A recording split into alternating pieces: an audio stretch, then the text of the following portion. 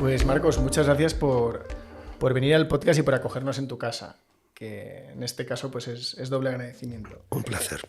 Llevábamos un poco de tiempo intentando cuadrar agendas, nos interesaba mucho contar tu historia. Aquí suelen venir personas de alto nivel directivo o fundadoras. Y hemos tenido historias de éxito en España, pero no hemos tenido tantos casos de españoles que triunfan fuera, o por lo menos en multinacionales de referencia. Ahora, haciendo broma, te decía, oye, cuéntanos cómo, sin ser el hijo del dueño, se llega tan alto en una de las compañías más icónicas del mundo, que es Coca-Cola. Bueno, eso es parte de empresas americanas. En las empresas americanas no te preguntan cómo te apellidas, ni de qué partido eres, ni qué religión profesas. Lo que mandan son los resultados. Y si das resultados, eso es hacia arriba. A veces no hay nada más aséptico que el dinero. Y el que genera dinero, pues va hacia arriba. Posiblemente en la cultura empresarial de otros países, pues depende de otras cosas. O quizá históricamente en España, yo supongo que ahora está cambiando, pues lo que se premiaba más es la afinidad, si uno es de la familia, la confianza, independientemente de que fueran buenos o malos ejecutivos. En Estados Unidos y en la mentalidad norteamericana lo que vale es que seas bueno, punto.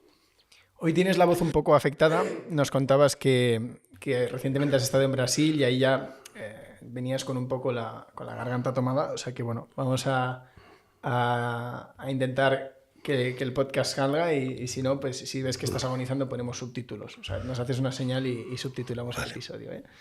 Te decía, hablaremos un poco de tu trayectoria, más allá de Coca-Cola. Lo interesante es que has hecho muchas cosas a lo largo de tu vida. Yo te decía, has llegado muy lejos. La gente a veces puede pensar que nos referimos a que has dirigido un departamento o incluso un país, ¿no? Que has sido el country manager de España y tal. En tu caso, por dar contexto a la gente que no lo sepa, llegaste a ser vicepresidente mundial de Coca-Cola. Sí, vicepresidente ejecutivo. En las empresas americanas hay muchas vicepresidencias. Vicepresidencias de ascensores, vicepresidencias de aseos. Hay muchos. Pero yo he sido vicepresidente ejecutivo. Vicepresidente ejecutivo es distinto, es vicepresidente de verdad. Lo que entenderíamos en España, ¿no? Cuando se dice vicepresidente solo hay uno de verdad. Sí. Oye, ahora entraremos, pero ¿cómo empiezas? ¿Tú qué estudias? ¿Tú naces aquí en Madrid? ¿Cómo es un poco tus inicios en el mundo de la empresa? Yo estudio, inicio ingenieros industriales, pero en el año 76, con el decreto de las 4 convocatorias, me meto demasiado en política y en un momento determinado tengo que salir y me voy a Londres. Pierdo el curso. Cuando vuelvo no me puedo volver a matricular en ingeniería y me matriculo en el CEU, en económicas. Como me apasionan las matemáticas, entonces en el CEU solo había económicas hasta tercero. La especialidad había que hacerlo en la Complutense. Y yo hago la especialidad de econometría.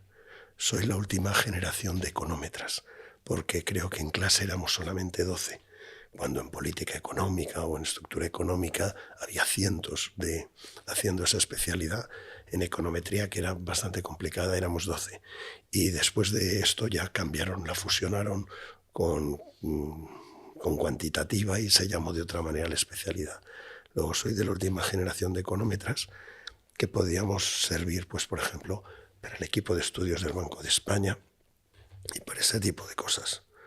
Y como a mí me gustaba el marketing y me cayó en mis manos un libro que se llama Marketing Científico, todo el tema de análisis de conocimientos estadísticos y tal, pues se pueden aplicar a variables macroeconómicas, pero también para hacer predicciones sobre demanda, etc. Y entonces, pues, me gustó eso del marketing y nada, contestando anuncios, que era entonces lo que se hacía, anuncios de periódicos que pedían gente, mandé muchos anuncios, me hice algunas entrevistas y en una de ellas, yo no sabía cuál era la compañía, pues me aceptaron y resultó ser Coca-Cola. ¿Esto qué año era más o menos? El 82, creo. O sea que Coca-Cola ya era una gran empresa, pero estaba muy lejos de la imagen que tenemos a día de hoy de Coca-Cola, ¿no? Aquí en España era una gran empresa, siempre ha sido una gran empresa aquí. ¿Y cómo son tus inicios? Tú entras en la posición de marketing, pero rápidamente, bueno, no rápidamente, tú estuviste casi 36 años más o menos, 36 Sí, años. pero yo entro en el departamento de operaciones de marketing con 23 años y bueno, me nombran luego jefe de distribución, jefe de merchandising, pero a mí lo que me encantaba era más los temas también de publicidad, de posicionamiento de marcas, y la verdad es que el departamento pues estaba Víctor Fondematas y una gente muy sólida y me era muy complicado hacer eso. Luego a los 6 años, con 29 años, bueno, entré con 23, con 29 dejé la compañía, dejé Coca-Cola y me fui a dirigir la red sur de agencias del grupo Bates, Facker Spielvogel Bates. Y bueno, tenía a mi cargo 7 oficinas. Y bueno, pues estuve trabajando en publicidad en esa multinacional americana, dirigiéndola a esa temprana edad. Y al cabo de 3 años o algo así, hubo un cambio en Coca-Cola España y el que había sido director de marketing de toda la vida, antiguo, pues habló con la nueva dirección de que me entrevistaran porque buscaban un director de marketing. Y me entrevistaron y me volvieron a llevar a Coca-Cola. Luego regresé a lo que había sido mi casa. Con un 32 más o menos, ¿no? En esa época. Sí, posiblemente. Sí. Y allí... Director de marketing a esa edad y de muchas cosas. Estábamos con lo de Coca-Cola esa música, patrocinábamos todo, era muy divertido. O sea, tú has estado acostumbrado a ser el más joven en las salas de reuniones a lo largo de tu carrera. Cuando era joven sí, ahora ya no. Sí. Pero tu ascenso en esa época fue atípico, era algo inusual, o sí que había directivos. Sí, posiblemente entonces sí. Pero bueno, pues, dio la casualidad. Y luego, en el 92, después de los Juegos Olímpicos, pues ya me sacaron fuera. Y ya he estado pues muchos años, me fui a Asia y bueno, he dirigido toda la parte del sudoeste y este de Asia. Tenía bajo mi responsabilidad Afganistán, Pakistán, Sri Lanka, Bangladesh, Laos, Camboya, Vietnam, Bután, Brunei, Singapur, Malasia. En 1995, cuando Bill Clinton levantó el embargo, yo ya llevaba desde el 94 operando en Vietnam para poder tener Coca-Cola en Vietnam. Luego fue parte del lanzamiento de Coca-Cola en Vietnam. Muy interesante. Dirigí Singapur y dirigí Malasia. Y luego ya me volví a Alemania. Y culturalmente, ¿cuáles eran los retos que te suponía entrar en Asia? Es que el culture shock que tienes es muy distinto. Para mí, Tailandia, que era donde residía, los tailandeses me parecían muy parecidos a los españoles. Yo he tenido más choque cultural viviendo en Alemania que viviendo en Bangkok. Y son encantadores los alemanes, pero eso aunque se parecen más, son más similares a nosotros que los tailandeses a nivel de vida, son mucho más distintos. ¿En qué momento, claro, ahora que hablabas de Asia, tu perfil ahí ya no es estrictamente marketing, ya es un perfil operacional? Hago ambas cosas. ¿En qué momento se empieza a producir? ¿Tú recuerdas algún salto?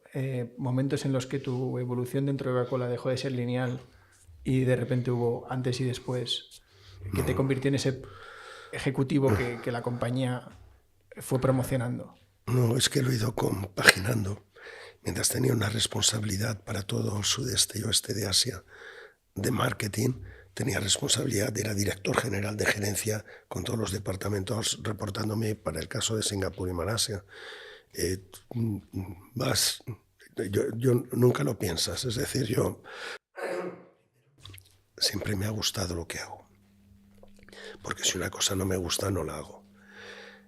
cuando haces algo que te gusta, hay más posibilidades de que te salga bien. Porque si estás haciendo un trabajo que no te gusta, pues es más difícil que te salga bien. Y cuando te sale bien un trabajo, ya la gente que está arriba está pensando en cómo darte el siguiente. Entonces yo nunca he estado pensando en el siguiente trabajo. Me he estado divirtiendo con lo que hacía y de repente, oye Marcos, te necesitamos aquí. Cuando me sacaron de Asia para llevarme a Alemania, pues fui como un paracaidista. Alemania estaba en una situación muy complicada y Atlanta quería darle un cambio. Y el equipo directivo de Alemania no quería ese cambio. Y me dijeron, bueno, pues metemos aquí a Marcos. Y claro, caes en territorio enemigo y tal, y fue complicado. Pero bueno, lo cambiamos. Y, por ejemplo, cuando te toca tomar decisiones de este estilo, difíciles, que me imagino que implicaba cambios en la plantilla y en partes más profundas, ¿no?, del negocio, ¿cómo afrontas esta parte, lo que tú dices, ¿no?, que caes en paracaídas, sabes que no eres bienvenido, pero tú tienes muy claro para qué te han enviado allí? No son situaciones difíciles, o sea, si uno se dedica a tocar el piano, pues oye, pues sabe que tiene que tocar el piano y que tiene que tocar el piano delante de mucha gente y salir al escenario, pues no es que sea una situación difícil, es parte del trabajo. Y si uno lo pasa mal y no le gusta tocar en público, pues que se dedique a otra cosa y no a pianista, ¿no? Pues si te dedicas al tema de trabajo y de ser ejecutivo de una empresa, tú haces tu trabajo y el trabajo es ese. Imagínate a una persona que trabaja en un matadero y que lo pasa mal matando a las vacas con la descarga eléctrica, pues oye, que se busque otro trabajo. Pero lo que no puedes es decir, ay, bueno, es que yo de ejecutivo lo que me gusta es esto y no lo otro. Tú lo que tienes que hacer es que un proyecto salga y que la empresa vaya bien. A veces para que la empresa vaya bien, pues oye, hay que sacrificar a una gente que no rema para que los otros que reman, pues que lleven la empresa más rápidamente. Pues eso es lo que se hace. Pero bueno, si uno piensa que eso es malo y tal, pues que se dedique a las misiones, ¿no? Y que no funcione como ejecutivo, es parte del trabajo. Pues te agradezco que seas así de sincero, porque lo habitual es que la gente ponga muchas capas, ¿no?, de maquillaje a la hora de hablar de estos temas y al contrario digan, bueno, es que hay veces que las personas no evolucionan. Es que hay mucha tontería. En esto de la empresa hay mucha tontería. Mucho buenismo y mucho wokismo y tal. Pero bueno. Y al revés, no está mal que sea así. O sea, no está mal que se hable con sinceridad y se cuente, oye, pues hay situaciones difíciles que la salida es dolorosa para muchos, o claro, que no hay salidas perfectas, ¿no? Vamos a ver, lo que tiene que hacer una persona que dirija un negocio es que el negocio sobreviva. El negocio puede ir mal por dos causas, o porque no tienes al equipo mejor, o por condiciones externas. Cuando va por condiciones externas, pues desgraciadamente tienes que recortar gastos, aunque no sea culpa de la gente. Pero para que la empresa sobreviva, tienes que cortar gastos. Lo importante es que cuando hablas con la gente, porque desafortunadamente tienes que hacer una terminación, que lo expliques bien y que las terminaciones las hagas de la forma más generosa posible. Y sobre todo, con muchísimo respeto hacia las personas. Y punto, y se hace. Tú en esta toma de decisiones, me imagino que una de las cosas más difíciles es el temperamento, ¿no? El saber combinar la parte emocional, de que a nadie le gusta dar malas noticias, sienta mal, ¿no? Es reconfortante decir que sí. Pero por otro lado, la parte más racional o lógica, que es muy clara, ¿no?, que marca un camino. En esta ambivalencia, en este equilibrio, ¿qué cosas te han funcionado o cómo funciona esto? Es lo que hay que hacer. O sea, si de repente el negocio va bien y te llevas a toda la plantilla, como yo he hecho en alguna ocasión, al desierto de Marruecos, a Arfú, en aviones, cuando ellos no lo sabían, pidiéndoles que solo llevaran un pequeño equipaje y que fueran al aeropuerto y no sabían a dónde, y que fueran con el pasaporte, o cuando te llevas a toda la plantilla a Malta, a unos barcos. Toda la plantilla que va con él, éramos 200 en la compañía, pues va bien, pues dices, oye, qué maravilla que estás haciendo algo bien, pero cuando tienes que hacer una reducción del 5%, pues también te toca hacerlo. Tienes que hacer una cosa y tienes que hacer otra. Y eso es parte del trabajo. El tema es hacer ambas cosas bien, con mucha empatía, ambas cosas. Pero son las que hay que hacer. ¿Has hecho algunas de estas? ¿Alguna más que nos puedas contar Muchas. en tu biografía, la película de tu vida, de verte en Malta, verte en Marruecos? No, bueno, en Marruecos es mi casa, mi segunda casa. Yo voy mucho, pero digo, llevar a toda la gente, sí, porque descubres a gente que nunca ha estado en el desierto, pues realmente lo que es el desierto, que puedan estar con coches allí y tal, pues es muy, muy bueno ver la satisfacción de gente que les estás dando la oportunidad de algo que a lo mejor, muy probablemente, si no, no hubieran disfrutado nunca. ¿Y tú a nivel personal, algún viaje no convencional, que no sea ir a Barajas, coger un avión, aterrizar? ¿Con qué experiencias te quedas de lo que has hecho hasta ahora? Bueno, viajes no convencionales he hecho muchos, pero, por ejemplo, no convencionales, yo he hecho 6 Dakares africanos. Pues bueno, pues eso son 20 días, eran 20 días cuando se estaba en África que no eran demasiado convencionales. Eso es dolor y gloria, ¿no? Es muy interesante, muy entretenido. Sí, luego te preguntaré por tu pasión por los coches, que es algo que ha salido en prensa. No tengo pasión por los coches. A mí me encanta el desierto. Y los coches es un instrumento para poder estar en el desierto. ¿Tu pasión es el desierto? Sí. ¿Y por qué te llaman desierto? ¿Qué tiene? Porque no es muy explicable, pero siempre se habla de la llamada del desierto. No sé si lo has oído hablar, la llamada del desierto.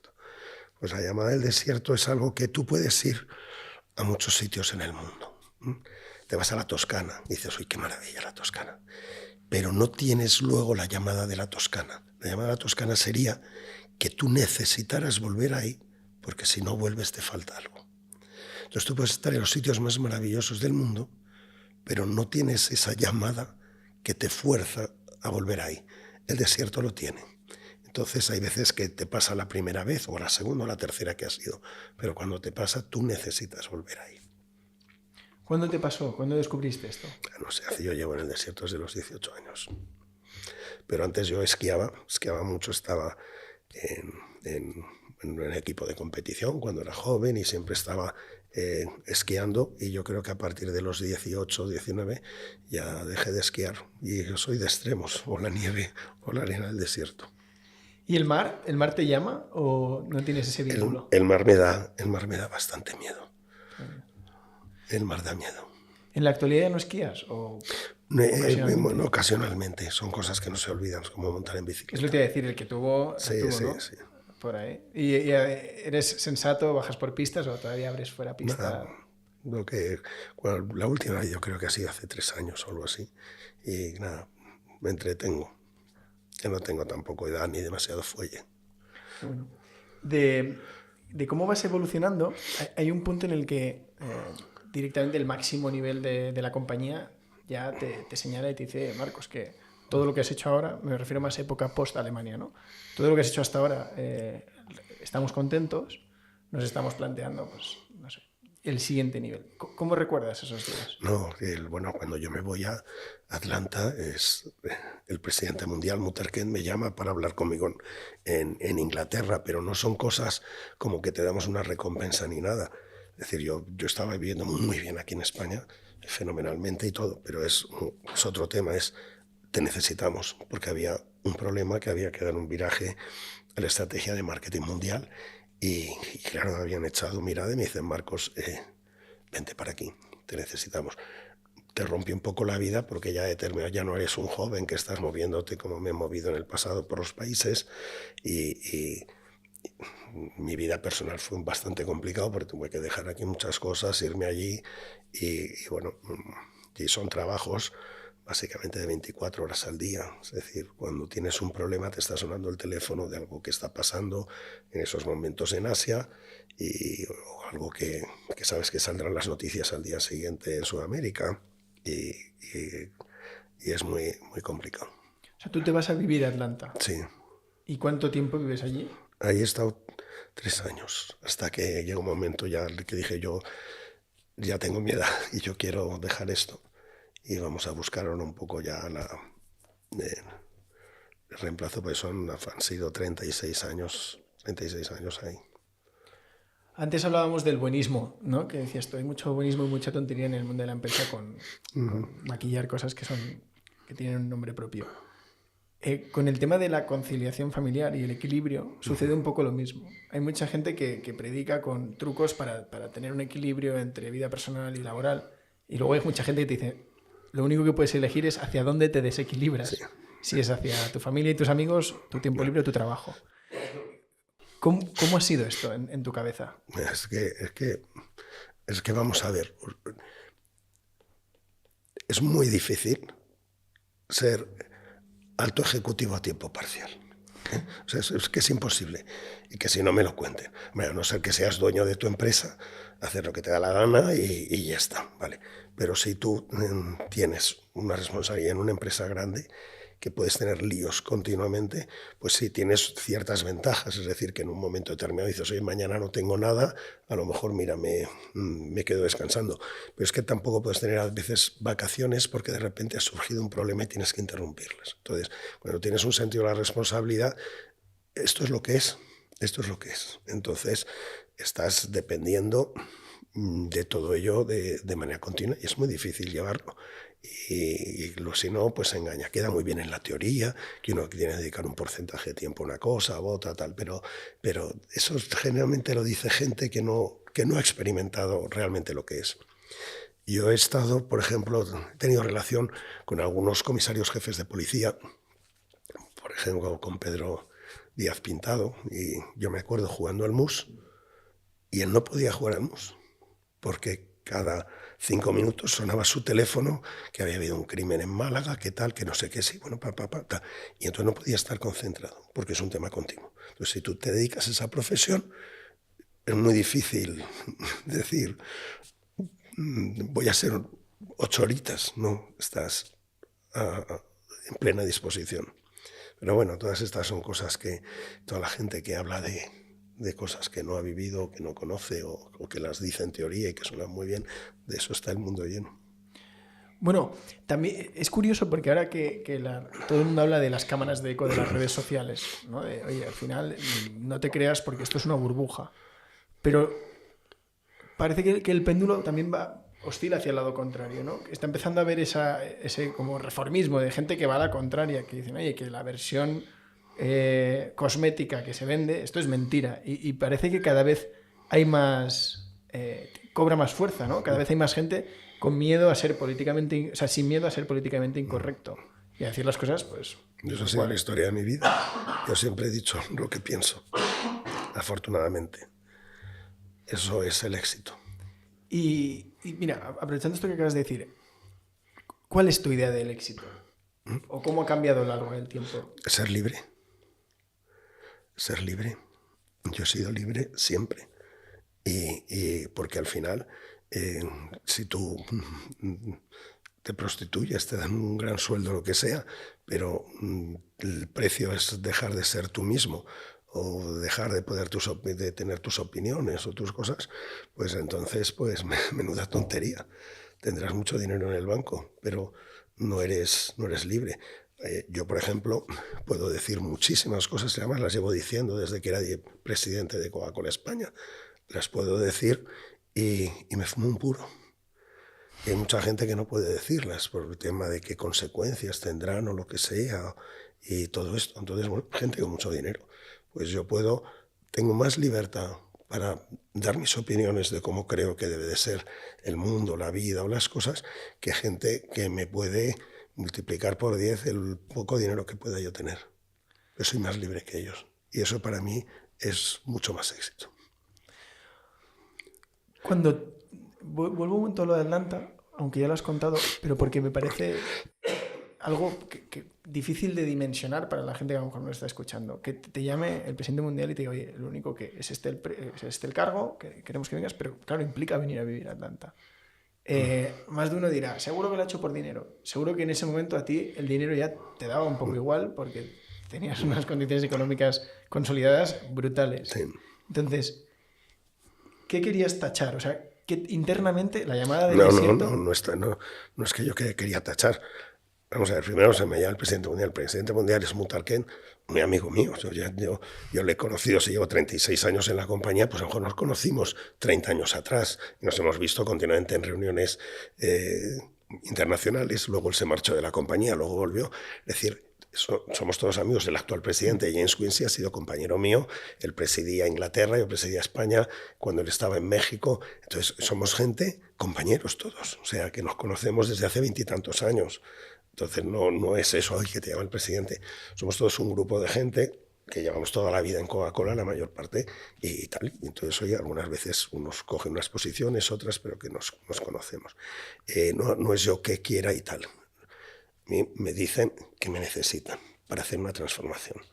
Y una transformación que sé cómo hacerla y cómo se puede hacer. Y además, sobre todo, un tema cuando estás en estas posiciones, que tengas cierta credibilidad con el resto de operaciones en el mundo. Entonces, claro, si coges una persona en un sistema tan complejo como Coca-Cola y viene un tío a decirte lo que tienes que hacer y tú eres un japonés o tú eres un argentino o tú eres un mexicano, le dices, vamos, hombre. O yo estoy en España y me viene una persona que tal. Pero a mí todos mis compañeros me conocían y me daban la credibilidad de que yo sé de ese tema y el cambio que vamos a hacer, por lo cual es mucho más sencillo para la compañía que en ese área concreta el presidente diga, Marcos se va a encargar de esto, y entonces el resto de gente de las operaciones dice, vale, perfecto, Marcos se encarga, confiamos en él. Pero, o sea, me lo piden porque me necesitan para eso. O sea, no es yo que me busco tal, me digo, pues menuda faena, pero es una compañía que me ha dado muchísimas cosas y yo tampoco le voy a decir que no ahora. ¿Notaste que al aceptar tú ya estabas cerrando un círculo? Es decir, hoy entro aquí con fecha de salida. Sí, o sea, digo, al aceptar, digo, es el último sacrificio que hago, porque en algunas ocasiones me ha costado mi vida personal los movimientos y todo ese tipo de cosas. Y de hecho, pues ese movimiento a Estados Unidos pues fue para mí, en lo personal, pagué un precio alto. Entonces, pues digo, bueno, un y no más. Claro, para alguien con familia, no necesariamente hijos, pero pareja, vida asentada en Madrid, no cualquiera habría aceptado. Sí, yo no lo sé. Yo ya te digo, yo no hablo por los demás, pero yo sé lo que me ha pasado en mi vida, lo que hago y ya está. Pero la gente cuando lo juzga desde fuera, la gente lo juzga por sus carencias. Ah, seguro que lo hizo por dinero. Pues el que está diciendo eso es porque probablemente él lo haría por dinero. ¿Me entiendes? O sea, la gente tiene reacciones proyectivas ante situaciones. Entonces, bueno, como a mí no me conocen, pero ellos se ponen en mis zapatos, pues yo lo hubiera aceptado por dinero, luego Marcos lo habrá aceptado por dinero. Venga, hombre. Esto es un mundo de porteras, pero... No fue el caso, claro, lo preguntamos. Porque a ti va bien. Sí, pero tampoco tengo yo que dar explicaciones de nada, de nadie. De todas formas, ¿tú notas que a ti te daban menos caña cuando de repente estás en Atlanta o cuando estabas en España? Por opiniones, como que al final, ¿crees que el progresar dentro de la compañía fue haciendo que la gente aceptara mejor tus opiniones fuertes o eso siempre te han llovido palos? No, a mí no es que... No, o sea, he tenido alguna que otra campaña contra mí que en algunas situaciones, pero que tampoco yo sé cuántos palos me dan o no me dan porque no me importa, ¿no? ¿Y me qué fijo en generaba? eso. O sea, campañas... No, hubo una que tenía que ver con un tema que había pasado en Telecinco y que me pillaron por medio cuando estaba una vez en Cuzco y tal. Pero nada, no tiene... De laboral, dices. No, de cosas de gente que quiere influir y que querían pegar una patada en el culo a Telecinco, pero en el culo de Coca-Cola, deje usted de poner anuncios en esa cadena y tal y cual, los mandé a paseo y entonces se lo tomaron muy a mal. Un tema que no... Esa es otra, de eso sí que no se habla, del fuego cruzado que hay a veces, de cómo te pilla en medio, te la llevas tú sin haber hecho nada. Sí, pero también te digo que puestos a estar en posiciones de esto es parte del precio que pagas, y el que no quiera pagar ese precio, pues que se dedique a otro tipo de cosas, ¿sabes? A cultivar fresas y estar más tranquilo, ¿no? Yo eso lo he elegido. Tú ahora ya estás en una etapa de tu vida que nada tiene que ver con los últimos años. No estás en una etapa en la que te sobre el tiempo, pero sí que marcas tú los tiempos un poco de los proyectos que coges, de tu día a día. Si ahora te preguntara el Marcos de Quinto, que entró con 23 años a Coca-Cola, oye, voy a cumplir mis sueños o voy a conseguir lo que quiero y tal, ¿qué le contestarías? Si me lo preguntan, que sí, que va a pasarlo fenomenalmente, con buenos, malos momentos, pero fenomenalmente, y que va a ser libre, y que va a poder eso, a ser libre, que es lo más importante, es el mayor don que puede tener una persona. Imagínate que es muy complicado. La gente que quisiera entrar en política y no se atreve por las consecuencias que puede tener, yo lo puedo hacer. Ahora tengo una asociación que se llama Pie en Pared con Juan Carlos Girauta. También hay Esperanza Aguirre, Alejo Vidal Cuadras, Dani Lacalle, Miguel Ángel Quintana Paz, el filósofo, en la junta directiva. Y oye, estamos haciendo un montón de cosas contra el tema de la hegemonía woke y nos lo estamos pasando muy bien y construyendo cosas. Yo me dedico a cosas que no me dan dinero, solo cosas que me cuestan dinero y me encantan. Estoy en la junta directiva de la Federación Española de Motociclismo, que es cargo no retribuido, y me lo paso fenomenal porque me encanta mucho el tema de las motos de enduro y he practicado mucho pues el moto de campo. Y hago un montón de cosas, estoy metido en algún medio de comunicación, estoy ahora tratando de sacar un proyecto de unas televisiones, de una OTT, y bueno, estoy con mucha gente haciendo muchas cosas y no retribuidas y nunca con la expectativa de hacer dinero con ellas, por lo cual es una satisfacción tremenda. Bueno, esto sí que es muy presente, cada vez más en España, pero sobre todo en la élite empresarial de Estados Unidos, el devolver, ¿no? No. Yo no devuelvo nada. Es que eso es una de las mayores falacias y estupideces que yo puedo escuchar cuando dicen a un empresario es que tiene que devolver a la sociedad. Quien tiene que devolver a la sociedad son los caraduras que han vivido el presupuesto público y nunca han hecho nada por la sociedad. Lo que tiene que hacer la sociedad es ponerles una estatua a los empresarios. Si tú eres empresario y manejas bien tu empresa, estás creando riqueza, estás dando puestos de trabajo, estás dando formación y estás haciendo que la gente se pueda realizar. Luego eso ya es dar un montón. Si encima tienes que dar más, es como pedir perdón por ser empresario. Anda, quien tiene que pedir perdón es el sindicalista liberado, que no trabaja y vive del morro. Pero él sí que tiene que devolver a la sociedad lo que se ha llevado por la cara. Pero el empresario demasiado ha dado. Te ha vuelto la voz a Marcos. No, ahora sí. con es que me indignan los lugares comunes que al final acabamos asumiéndolos todos. Pero ¿qué devolver tiene que devolver Juan Roch? ¿Qué pasa? ¿Tiene que pedir perdón? Y todos los empresarios que se han arruinado, eso está bien. Por favor. Lo que hay que decir es agradecérselo a Juan Roch. Pero es que no, se han metido en la cabeza. Han conseguido los vagos que nunca han pagado ni un impuesto y que han vivido del 3, porque de 47 millones de españoles que hay, solo 3 millones pagan impuestos. Ostras. Vete a la renta. Y encima, el que tiene éxito como empresario tiene que pedir perdón y devolver algo a la sociedad como si lo hubiera robado. Pero quien lo roba son los que están viviendo por la cara y que no quieren trabajar. 3 millones de parados y faltan gente en los bares y en las cafeterías y en los hoteles. ¿Cómo puede ser esto? Sí, este tema sí que es interesante. Eso sí que tienen que devolver a la sociedad lo que se han llevado sin pegar un palo al agua. Sí, justo con lo que decías, antes de entrar en esto me parece interesante, has pasado por encima del tema de la hegemonía woke, que cuando hablabas de la agrupación. ¿Y puedes profundizar un poco? Este es un tema que quizá la gente todavía no tiene muy claro qué es. Pues vamos a ver, yo te lo explico. Resulta que, bueno, es un tema muy complicado, pero te lo voy a tratar a ver de resumir. Mira, resulta que un montón, la gran causa del comunismo, bueno, es la lucha de clases y tal, pues llega un momento en que, como un yogur, caduca y ya no vende tanto. Hay un filósofo argentino que se llama Ernesto Laclau, que ha caído el muro de Berlín, está toda la gente un poquito desesperada y tal, y decir, ¿y ahora qué vendemos? Y entonces, por la lucha de clases, repito, pues ya nadie se lo cree, llega y tiene una idea muy brillante, que es la que coge toda la izquierda latinoamericana y también la izquierda europea.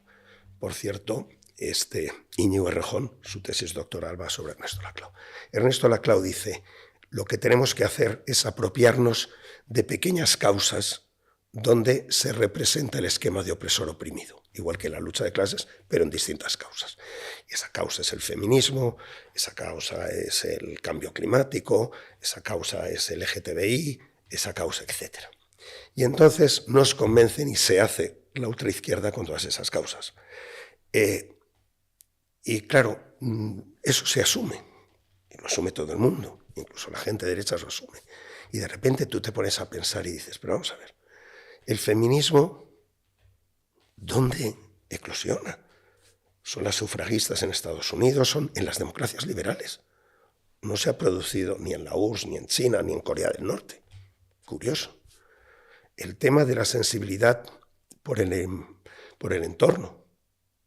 ¿Y eso dónde ha surgido? Pues ha surgido en las democracias liberales, donde hay libertad, en Estados Unidos, en Alemania, etc.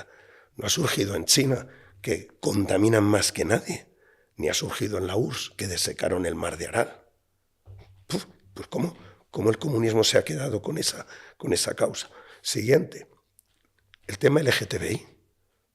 El tema LGTBI, donde realmente hay mascotas de libertad, y España es uno de esos países, son en las democracias liberales.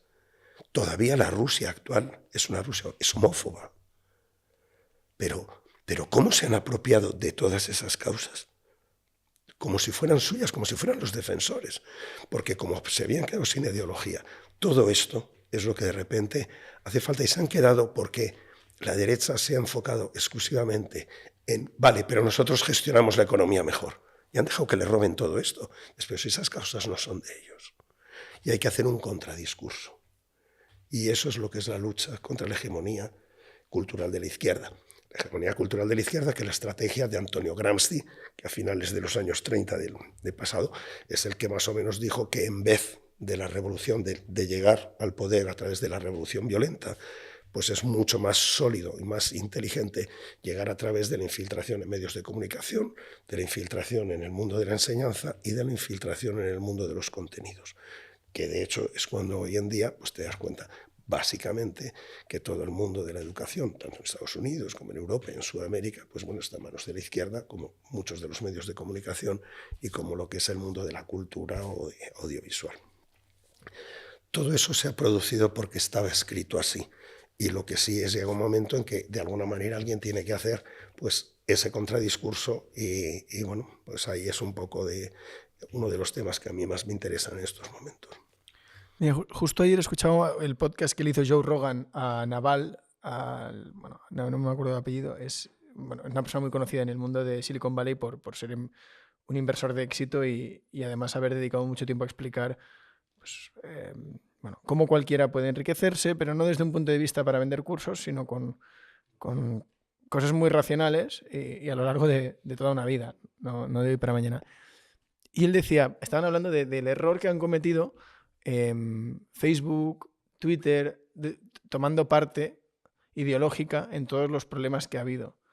Decía, inicialmente nadie tenía un problema con Twitter o con Facebook o con Instagram porque eran tuberías de información.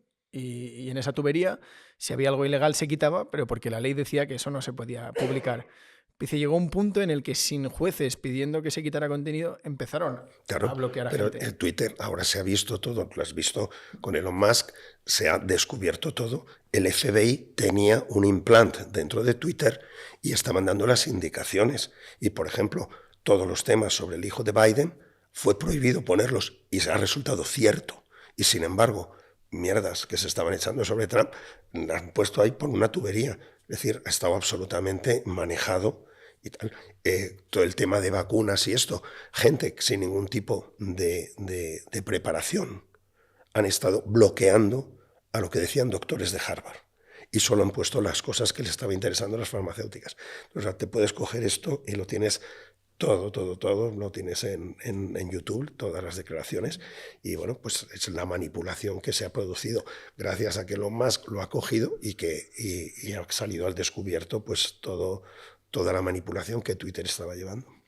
Claro, yo no había visto, o sea, no lo había planteado desde esta perspectiva, pero al escuchar el podcast decía, oye, es cierto, da igual de qué ideología seas, que Twitter o Instagram o Facebook se posicionen es un error, desde el punto de vista empresarial, de usuario, de todos. No, yo no digo eso, porque vete tú a saber lo que le interesa o el dinero que se estaría llevando dejándose manipular por el FBI los anteriores propietarios de Twitter. O sea, empresarialmente, oye, pues ellos hagan lo que sea. Lo que sí es importante que haya transparencia y, sobre todo, lo que sí es importante es que la gente sepa que se produce esto para no volverse a fiar de ningún otro medio. Todos los medios, porque un tema es ser una plataforma y otro un medio. Es decir, yo tengo una línea editorial o no. Entonces, oye, si Twitter decide, mira, yo soy una plataforma woke y aunque haya temas ciertos, los voy a impedir que se pongan porque yo solo quiero estas mentiras, pues perfecto. También tienes medios de ese tipo, se llama El País, se llama Prisa, está haciendo lo mismo. Pues bueno. Una persona... Sí. Claro, dices, ¿hasta qué punto o sea, lo que te han podido ofrecer siendo Twitter o siendo Facebook compensa el daño reputacional y de plataforma que va a generar cuando esto se sepa? Porque al final siempre se sabe, ¿no? Siempre se acaba sabiendo. Ya se sabe porque el propietario de Twitter lo ha hecho público y ha denunciado lo que pasaba antes de que él llegara. Es brutal, ¿eh? Y supongo que él ahora pues instrumentalizará determinados controles independientes para que vean tal, no lo sé. Pero bueno, Elon Musk haga lo que quiera. Una persona interesante, que creo que también tiene mucho que ver con la conversación que estamos teniendo y que también ha tenido que aguantar bastante cancelación, es Jordan Peterson. Sí. ¿Qué te parece? Me parece una maravilla. Me parece que es una persona que dice cosas muy lógicas que resulta que tremendo. Parece que un tío decir una cosa lógica es el signo de la valentía. Imagínate dónde hemos llegado. Porque si estuviera diciendo una locura, pero está diciendo cosas absolutamente lógicas, que toda la gente cuando lo escucha dice, pues es cierto. Sin embargo, toda la gente tiene miedo a eso. Cosas muy curiosas que hay gente diciendo esto. Me he encontrado vídeos maravillosos de entrevistas, no exactamente de Jordan Peterson o de Ben Shapiro, diciendo como si yo te digo ahora, yo soy una persona de 5 años. Me autopercibo de 5 años. Pues te ríes. Entonces yo te podría decir que eres un infanticida y que odias a los niños. ¿Vale? Porque te has reído. Yo te digo, yo soy negro. Y entonces tú te ríes, ¿ves? Te ríes. Entonces yo te diría, tú estás contra los negros. Porque yo me autopercibo como negro y en vez de respetarme, cuando te he dicho que soy negro, te ríes. Sin embargo, yo te digo, soy una mujer y ya no te ríes. Porque es el mismo disparate. Pero este disparate, una minoría, nos ha hecho que no nos riamos de esto último. ¿No? ¿Y por qué hemos conseguido que esa minoría te rías de lo del niño y lo del negro y no te ríes de la mujer? Es que es una estupidez. Pero te voy a decir una cosa, ahondando en esto. Tema de la edad. El tema del sexo, de la autopercepción, de que yo soy de uno o de otro, es mucho más minoritario que el tema de la edad. El tema de la edad es más transversal. Te explico. Hay mucha más gente insatisfecha con su edad que insatisfecha con su sexo, ¿sí o no? Sí. Hay muchas operaciones, muchas más operaciones para enmascarar tu edad que para enmascarar tu sexo, ¿sí o no? Sí. Entonces, si yo simplemente por mi autopercepción puedo cambiar mi sexo en el carnet de identidad, ¿por qué no puedo cambiar mi edad en el carnet de identidad? ¿Por qué no? Entonces, si yo pudiera cambiar, porque oye, me autopercibo de una edad distinta, que la puedo cambiar. Consecuencias. Tú podrías decir mañana que tienes 65, que te percibes de 65 y cobrar la pensión, ¿no? O podrías matar al cámara y decir que te autopercibes de 8 y no irías a la cárcel. ¿Vale? Y cuando mi percepción importa más que mi realidad biológica, yo te digo que soy manco y quiero que me respetes y que se me reconozca. ¿Y sabes por qué quiero que se me respete y se me reconozca legalmente que soy manco, porque así me percibo, ¿sabes para qué? ¿Para qué? Para poder aparcar en los sitios de inválidos y que no me rayen el coche. ¿Vale? Pues ya, pero ¿por qué esto es una estupidez y el otro no?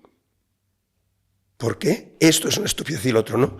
Pues vaya, no hay nada mejor que combatir la estupidez con más estupidez.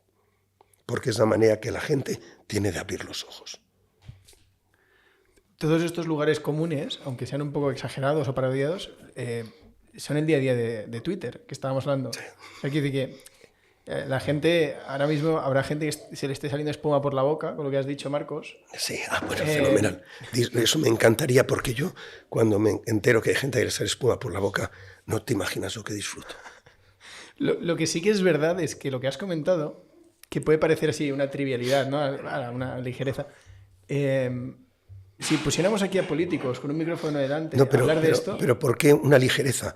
Si lo que te he dicho de la edad, claro, de que mi realidad biológica la puedo alterar solo por mi voluntad y sentimiento, ¿por qué en el sexo y no en las otras cosas? No. ¿Hay alguna explicación científica que lo impida? ¿Por qué?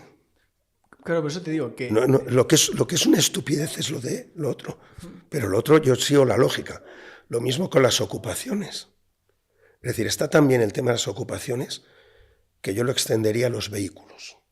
Es decir, si tú tienes una autocaravana y te la roban, ¿te la han robado o te la han ocupado? ¿Te la han robado o te la han ocupado? Hay gente que duerme en la ranchera. Colocas el colchón de hinchable y duermes en la ranchera. Te roban la ranchera, te la han ocupado, te la han robado. ¿Por qué no lo extendemos? Es propiedad privada, igual que una casa. Entonces, te pueden robar la ranchera, el coche, y además tú no lo recuperas, sino que además tienes que seguir pagando el seguro y la gasolina. Igual que cuando te ocupan la casa, tienes que seguir pagando la electricidad y el agua. ¿Por qué no? Es el mismo disparate. Pero a veces la gente solo con disparates entiende las cosas y la gravedad de las cosas.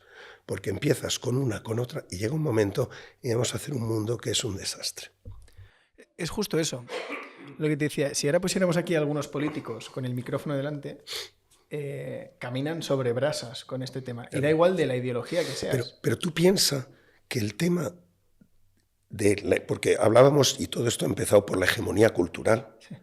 Por la hegemonía cultural. Y ha empezado cuando he recuperado la voz, cuando has dicho lo de devolver a la sociedad. Porque sin querer, en tu cabeza, alguien te ha metido algo que si lo piensas 2 veces, a lo mejor estarás de acuerdo conmigo. No tiene la obligación de devolver. Hay que aplaudirle además si lo hace, porque ya en sí mismo su trabajo es algo que mejora la sociedad, no el de los sindicalistas liberados, por cierto, ¿vale? Pero fíjate cómo sin querer nos van metiendo cosas en la cabeza. Eso es la hegemonía cultural de la izquierda. Te pongo un ejemplo muy curioso de esa lluvia fina, de cómo nos van cambiando la cabeza. El empresario es malo y por eso tiene que devolver cosas. Pero eso viene de un montón de temas con los que hemos sido bombardeados sin saberlo. Cuando hemos visto en viñetas el empresario, es un tío gordo, sombrero de copa y un puro. Y el trabajador, un tío famélico y tal. Pero cuando ves series como la que se avecina, ¿quién es el malo? El empresario, el pescadero, que es insolidario, es egoísta. O sea, todos los males... Solo piensa en él, está con la pistola eléctrica, está explotando un sudamericano. O sea, todo lo malo lo pones al lado del empresario. Y luego tienes un personaje que es el bueno, que es el político, que es el concejal, que es tontorrón, pero es bien intencionado. Te vas a Aida, lo mismo. Empiezas a ver, y vuelvo a Gramsci, cómo sistemáticamente en el mundo de la creación han empezado a consolidar arquetipos para que toda la gente en su cabeza, empresario, lo esté asimilando con personajes que son egoístas y que son tal. Todo esto es una creación, todo esto no sucede por accidente, está estudiado. ¿Por qué no se saca una serie donde el sindicalista liberado de un hospital, que ve que está cayendo en pandemia todos sus compañeros del hospital, pero como él es liberado, no va al hospital? Eso sí que es egoísta. que ha cobrado sin trabajar los últimos años y ahora cuando se necesita una pandemia se queda en casa porque no tiene obligación. Esos son los personajes que hay que sacar en series. Sin embargo, te están creando estos arquetipos y los estamos consumiendo. Por eso es muy importante mantener la cabeza y la independencia para distinguir todo lo con lo que nos están bombardeando. Pues mira, Marcos, hemos llegado aquí por el tema de devolver, que yo orientaba la pregunta por lo del Giving Pledge, esto de los billionaires que están donando más del 50% de su fortuna y tal. Pero me alegro de que hayas cogido el otro camino, porque hemos recuperado la voz y la extensión de las respuestas ha sido a gusto, Marcos. Haberme dicho que te picara un poco y que te pinchara con la hegemonía y la entrevista habría empezado por todo lo alto. Pues nada. Pero es lo que te decía al final. Si uno cae en este juego que estabas planteando, hay muchas trampas argumentales. Es muy difícil. Comparación por comparación, es muy difícil no ser incoherente, porque o estás en contra de todo, o si estás a favor de algunas cosas y de otras no, te va a tocar argumentar muy bien por qué unas sí y otras no, que era pues uno de los motivos por los que se ha hecho famoso Jordan Peterson, ¿no? Por la capacidad de... Es casi irrebatible lo que dice. Sí, exacto. Pues oye, la asociación... Tenéis empuje, ¿eh? La asociación... Ahora os doy unos folletos. Pues inauguramos, yo creo, la parte de política, porque tiene mucho que ver. Cuando tú decides poner fin a tu carrera en Coca-Cola, entre otras 1000 cosas que se abrieron, una de ellas fue tu irrupción en política. No, bueno, yo decidí y yo me fui a... Bueno, yo estaba de Atlanta, me fui a Nueva York porque tenía una pareja que es mi actual mujer y bueno, y decidí escribir un libro y ese libro lo escribimos en una casa que tenemos en Lisboa. Y estando en Lisboa es cuando Albert Rivera me llamó. No, me llamó estando yo en Marruecos. Además les digo, lo que yo quiero es estar en el desierto. Estaba con unos amigos, me llamó. Había estado con él en un par de ocasiones y aunque yo le conocía a Albert de hacía muchos años, y es cuando me llama y me da la noticia, porque a mí me había dicho, oye, si quería estar en listas y tal, yo digo como independiente, pues siempre he sido independiente, nunca he pertenecido a ningún partido, digo, vale, pero pensaba, digo, me pone de último en la lista de Madrid y por lo menos, o sea, con el nombre decía, mira, tengo un empresario y tal, y lo que sorpresa me llevé en Marruecos es cuando a través del teléfono me llama y me dice que quiere que vaya de número 2 en la lista de Madrid detrás de él, que es un... Entonces, ese momento es cuando dije, Dios mío, esto va en serio. Y ya lo hablé con mi mujer y entonces nos vinimos de Lisboa a Madrid. Y había terminado yo el libro en diciembre y nada. Y ahí empezó. ¿Y cómo empieza? Que por hacer un poco una radiografía de tu paso por política, en este caso... No, nada, pues muy rápido. Hubo hay cambios, inmediatamente, muy pronto me pusieron en la ejecutiva. Dentro de la ejecutiva hay un grupo muy reducido que se llama la permanente. Me pasaron a la permanente y entonces he estado pues muy cercano a todo, porque he estado dentro de ese pequeño grupo. Y he tenido, en 15 meses, he tenido una experiencia muy intensa porque en 15 meses he vivido 2 elecciones generales.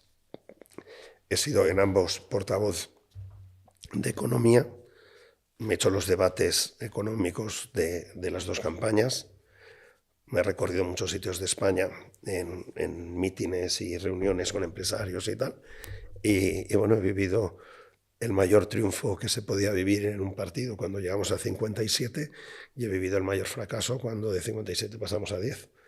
Y bien, y he conocido gente muy valiosa, gente menos valiosa y nada, y estoy encantado de la experiencia. Estoy encantado de haberme ido también y justo me fui yo con la prórroga, que luego resultó ser ilegal cuando en vez de revalidar las prórrogas cada 15 días, creo que era, se cogió y quiso tener una de 6 meses que me parecía estar fuera del control en una pandemia durante 6 meses. Sánchez me parecía que era una decisión muy mala y mi partido abogó por esa decisión y yo estaba en contra de ella, por lo cual me marché. Eso es todo. Luego el tiempo me ha dado de alguna manera la razón. Cuando tú llegas a la política, me imagino que es inevitable comparar tus compañeros de partido con tus compañeros, tu equipo que tenías cuando estabas en una empresa. ¿A ti te pasó el decir, pues estos tíos van a 2 por hora? O al revés, dijiste, hostia, bien. Individualmente había gente muy buena, el equipo de prensa y de redes era muy bueno, y el único tema que pasa en la política, porque yo aparte llevaba la Secretaría de Talento, entonces he estado muy metido dentro de lo que es los sistemas y los procesos de talento dentro de un partido. Y uno de los problemas que yo he visto, pero yo creo que no es un problema de ciudadanos, sino un problema de los partidos, el manejo de talento. Para simplificarte, en los partidos se componen de agrupaciones provinciales, locales, etc. Y generalmente los líderes de las agrupaciones y tal suele ser la persona más pico de oro, que mejor se expresa, que en una reunión, que en una asamblea es más articulada, más convincente. Pero no necesariamente esa persona es la mejor manejando equipos. Es el más brillante. ¿Y qué hacen los partidos? Pues a esa persona que acaba siendo pues el líder de esa agrupación o tal, a esas personas se las enseña y educa en habilidades de comunicación, más todavía, para hablar a la prensa, para hablar a las televisiones, para hacer un canutazo, etc. Pero no se les educa en cómo gestionar conflictos, cómo manejar equipos, cómo liderar equipos. En eso no. Y esa falta de conocimiento técnico que tienen muchas de estas personas es la causa de grandes conflictos entre los partidos. Porque cuando tú no tienes un mínimo teórico del manejo de equipos y quieres que la gente de tu agrupación te apoye, la gente tiende a ir a lo más fácil. Y lo más fácil es, chico, tú vales mucho, yo te voy a hacer que estés en la lista o te voy a hacer tal o lo que sea. Entonces prometes cosas. Cuando prometes cosas, muchas de ellas que no puedes cumplir, al cabo de 6 meses tienes un lío tremendo, donde la gente dice, oye, me prometiste y tal. Y entonces hay un lío en esa agrupación y acaban a tortas. Y eso pasa muchas veces por esa falta de formación sobre liderazgo de equipos en aquellos que manejan agrupaciones dentro de los partidos. Y yo lo que pasa es que ya me marché, pero cuando ya estaba diciendo hay pequeñas herramientas que son muy fáciles de aplicar, incluso con un teléfono móvil que todos los viernes gente de determinada agrupación, al final un cuestionario de 3 preguntas tontas, no hace falta que sean muy interesantes. ¿Te sientes escuchado? ¿O recomendarías este partido a un amigo tuyo? Es decir, que dijeran como las caritas estas de los aeropuertos, rojo, verde y amarillo, y teniendo esa información desde la central, a veces es fácil decir, oye, mira, en Zamora estos son los índices y en Palencia muy distintos. A ver si aquí está pasando algo y te permite tratar de interesarte de si puede estar pasando algo de satisfacción por parte en alguna agrupación y a qué se debe, antes de que ya esté el conflicto irreparable. Entonces, todo ese tipo de cosas falta mucho en los partidos de profesionalización de la gestión del talento. Yo creo que es un tema general, no de Ciudadanos, pero me apasionaba mucho. Si hubiera seguido en Ciudadanos no más de 4 años, probablemente se hubiera hecho a lo mejor algún libro de ayuda a cómo funcionar posiblemente dentro de los partidos para mejorar esto. Hay mucho tapón, hay mucho listo que impide que talento que esté abajo se vea, etc. Hay mucho trabajo que hacer.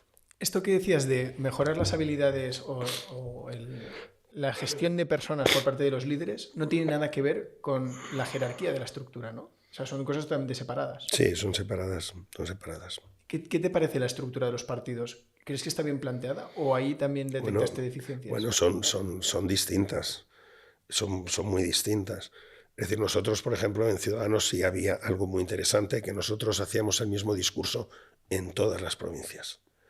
Entonces, oye, si nosotros estamos a favor de una España de hombres libres iguales, pues oye, lo decimos aquí y allí, pero un PSOE, por ejemplo, son muchos partidos. Tiene un PSC y dice, aquí de libres iguales nada, aquí los catalanes más y merecemos más de no sé qué, tal. Entonces tienen discursos distintos. Incluso yo creo que el PP también tiene discursos distintos, porque puede estar hablando de que si en Baleares el tema del lingüismo y tal es discriminatorio y haciendo en Galicia lo mismo que están haciendo los independentistas en Baleares. O sea, pero eso es un paso más oportunista. Yo creo que tienen estructuras distintas. Hablabas del tema de la moción de censura en el estado de alarma y demás, o sea, de la moción, perdona, de la prórroga de las comparecencias. Y ese punto ha quedado claro, pero si tú esto lo observáramos como si fuera un GPS, ahora mirándolo con perspectiva, ¿tú crees que hubo algún momento decisivo que tú viste que había que tirar a la derecha y sin querer nos pasamos la calle y giramos a la izquierda? ¿Tú ves algún punto en lo que viviste en Ciudadanos que dijiste? Esto ha sido un poco no reto. No. De Ciudadanos, mientras yo estaba ahí, lo que se prometía a la gente es lo que se hizo. Y el tema es que la población española castigó a Ciudadanos precisamente por decir lo que había dicho en campaña. En campaña, cuando tuvimos 57, dijimos, no vamos a pactar con Sánchez. Y nos dieron 57 y no pactamos con Sánchez. Y luego en las siguientes elecciones nos dieron 10 por haber cumplido.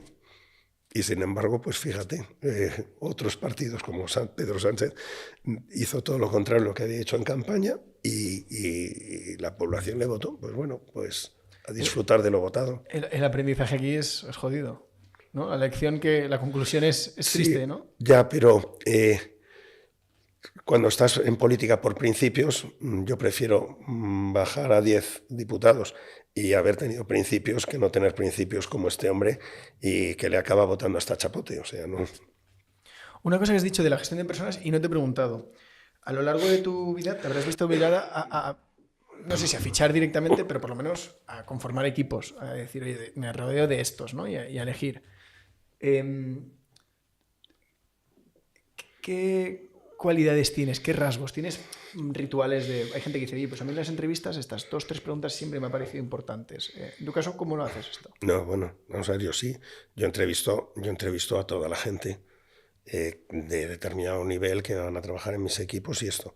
Hay cosas importantes. Primero me interesa que sea gente honesta. Gente honesta es muy, muy, muy importante.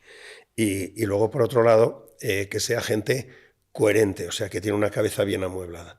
Yo, por ejemplo, eso por ponerte un ejemplo, si yo te pregunto a ti, venga, ¿de dónde has trabajado? ¿En una fábrica de chorizos o en una fábrica de clavos? ¿Vale? Yo te puedo estar preguntando, bueno, y cuéntame cuál es tu mercado y cuál es tu competidor y por qué tu competidor vende más que tú, es por precios, por tal. Más o menos me hago una radiografía haciéndote preguntas de todo lo que es tu sector y cuáles son tus ventajas competitivas frente a otros y tal. Luego puedo cambiar y hablar de lo que sea, de tu vida personal, lo que sea y de tus aficiones. Y al cabo de un rato te vuelvo a rescatar la conversación y te digo, oye, cuéntame si, por ejemplo, eras director de marketing en esa empresa de clavos o de chorizos. Oye, cuéntame las últimas campañas, cómo eran los últimos anuncios que has hecho, tus últimas campañas. Si eso que tú estás diciendo en tu publicidad no tiene nada que ver con lo anterior que tú me has comentado, de cuáles son tus ventajas y tu situación competitiva, quiere decir que haces anuncios que no tienen nada que ver con el problema que me contaste. Y entonces empiezo ya a preguntar por ahí. Esa falta de consistencia en yo te hago un análisis muy bien, pero luego hago un anuncio que no tiene nada que ver con el problema que te acabo de contar. Entonces, tipo de cosas que me interesa, gente que tenga lógica. Pues para ir terminando, Marcos, una cosa que me ha parecido interesante, se habló mucho de tu presentación, de tu declaración patrimonial cuando entraste en política. Y más allá de los coches y cosas de estas y casas y tal, me llamó mucho la atención el porcentaje de dinero que tienes en renta variable, de acciones, inversiones, que eso no es tan intuitivo. Hay muchas veces que en España, sobre todo, la gente va al inmobiliario, al refugio. Es una mentalidad a veces con mucha aversión al mercado de valores y a la bolsa en general. Y sin embargo, justo te traía un libro que luego te enseñaré porque hablan de Coca-Cola. es un análisis de cómo Buffett elige a gestores. Y Buffett dice que para él la mayor cualidad en un CEO o en un gestor es la capacidad de reinvertir el flujo de caja, la asignación de capital. Y él decía, si un empresario al que voy a ver se esfuerza en generar efecto de interés compuesto, reinvirtiendo los beneficios del negocio, para mí es una cualidad muy positiva. Creo que hay un gran gestor. La gente que entra a bolsa muchas veces entra por interés compuesto y porque entiende cómo funcionan las matemáticas del dinero. Pero en España no es tan habitual. Y en tu caso, me interesaba mucho preguntarte por esto. ¿Cómo es esta filosofía de inversión? ¿O Bueno, cómo has gestionado esto? Vamos a ver, tú hablas de renta variable y yo para mí hay renta variable y renta variable. Es decir, un tema es que yo invierta en startups y otro es que yo invierta en Coca-Cola. Exacto. Si yo, la mayor parte de mi renta variable es Coca-Cola, Coca-Cola es más seguro que los bonos del Estado. ¿Vale? Empecemos por eso. Entonces, yo tengo muchas acciones de la compañía Coca-Cola. Desde años y años y años, pues tengo muchísimas acciones de Coca-Cola. Y eso para mí, yo casi no le llamaría ni renta variable. Es un valor seguro. Me hablas de Warren Buffett. Warren Buffett ha sido consejero nuestro. Y luego, cuando lo dejó, su hijo es el que ha estado. Conozco yo muy bien a Warren Buffett y luego, además, y de alguna manera yo invierto muy parecido a como Warren Buffett invierte, que solo compra compañías sólidas, de negocios sencillos y que son fáciles de entender.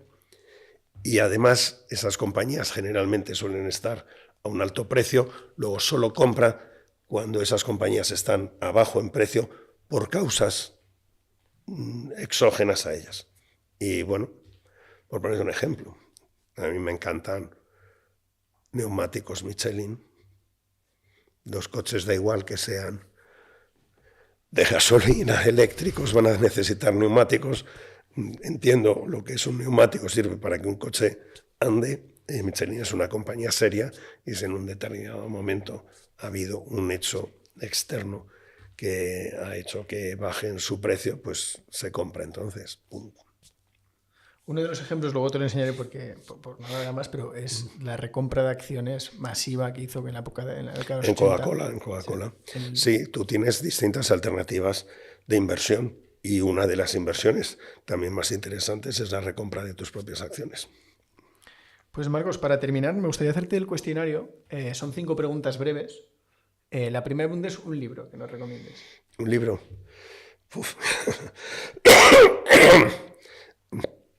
El último de Juan Carlos Girauta, que es el de Sentimentales, Ofendidos, Mediocres y Agresivos, que habla de lo que hemos estado hablando antes, del tema de la hegemonía woke, y es un libro, yo creo, muy, muy, muy interesante. Una canción. Una canción, pues muchas me vienen a la cabeza. ¿La dejamos para el final? Es demasiado personal. Ninguna. Ninguna. Un restaurante.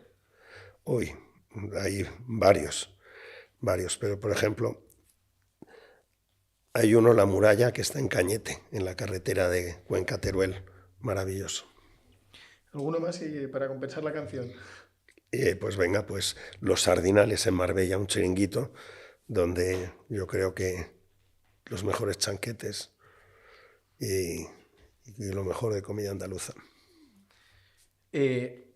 Una aplicación que utilices mucho en tu día a día, algún producto tecnológico. Bueno, yo creo que como todo el mundo los que más podemos utilizar sea WhatsApp y nada. Y Twitter, sí, WhatsApp más que Telegram. Twitter. Y para terminar, la última compra que has hecho en Amazon. Un megáfono de estos. Porque el otro día hicimos un acto de checas en Madrid, ayer mismo, y luego fuimos a ver al alcalde. Como el acto lo hacíamos en la calle, Juan Carlos Girauta tenía que hablar. Teníamos un micrófono a nuestra cámara, pero si habían periodistas y había más gente de público, que no queríamos tampoco que hubiera mucho público, porque fuimos a colocar una placa donde estaba la checa de Atadel. Entonces me acordé el día anterior que dices que no tenemos ahí nada para enchufar porque es en la calle, entonces compré un megáfono de estos con pilas que con un micrófono se oye. Pero finalmente Juan Carlos prefirió hablar fuerte y no lo utilizamos, y lo tengo ahí sin utilizar. Pues Marcos, ha sido un placer. Si voy a Marruecos, ¿a dónde? Tú has estado mucho en Marruecos. Sí, lo que pasa que es un poco conocerlo. Yo a Marruecos no voy nunca, ni a Marrakech, ni a Fez, ni nada, ni a Tetuán, ni Tánger y tal. Yo me voy directamente al sur. Me voy al desierto de Mersuga, al Etchevi, que es las dunas como de Tintín, o al desierto de Chegaga. Y lo que pasa es que vamos con nuestros coches para estar en el desierto, nos divertimos en el desierto y tal. Y ahí es Erfú, es Rachidia, pero eso es... Pero pasa que si vas ahí y no te vas a meter con un coche ahí porque te vas a quedar metido en una olla y te puedes tirar ahí 2 días para sacarlo. Entonces, pero eso es lo más bonito. Bueno. Oye, pues Marcos, ha sido un placer. Muchas gracias por tu tiempo y te deseamos lo mejor en todos tus proyectos que avanzan en paralelo. Pues nada, muchísimas gracias a vosotros. Hasta luego.